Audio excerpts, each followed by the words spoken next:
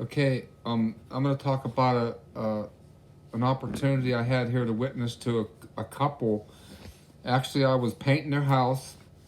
My son was helping me, and uh, I sort of had to go to another job after we were done. We finished early around 2:30, and my son left, and so the lady was ready to write me out a check, and I realized this was an opportunity to witness to them.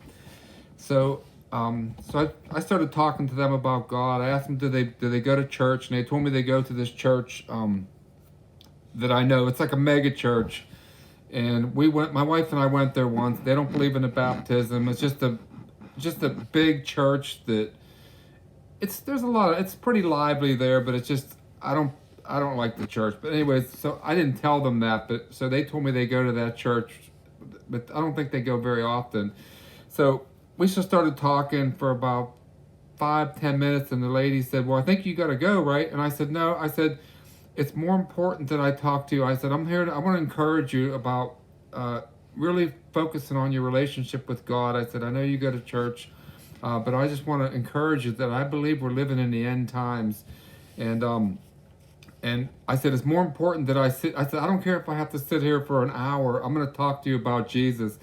And they both just sat down. The husband and the wife, they were like in their 70s, and it was really interesting talking to them, and they just poured out their heart to me. Uh, she told me that her husband was molested by her dad, and I was shocked to hear that.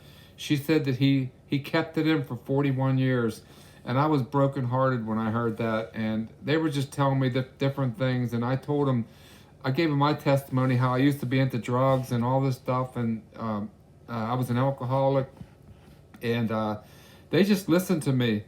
And he left the room. I could tell he felt bad about probably his dad that she mentioned that, but they both were sitting there talking to me about things like that, and so I was just encouraging them in the Lord, and then I told them, and I gave my testimony about how when I first got saved, I prayed for my friend.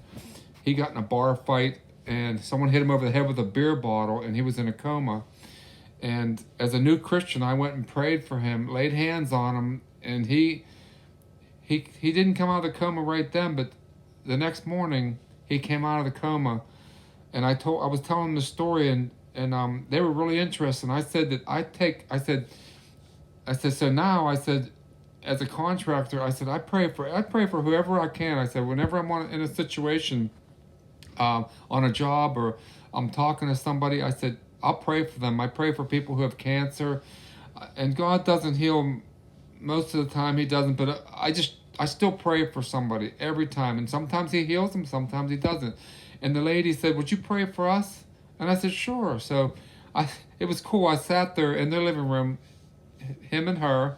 I'll just say uh, John and Sue, whatever. But anyways, I prayed for both of them. That she told me that pray for her daughter, because her daughter, they only have one child, and the daughter does not want anything to do with them. They live in Florida. She's married to this guy, and they're not Christians, and they just can't stand their mother and father. And I just prayed for that, and I told them that I'm going to put their name on my in our prayer room. We put all our prayer requests up there, and she was really touched by that. Well, after I finished praying with them, I prayed that God would touch their family, and that they would get closer to God, and that they would just really seek after Him as much as they could. I said, because the time is short. I said, you're 70 years old.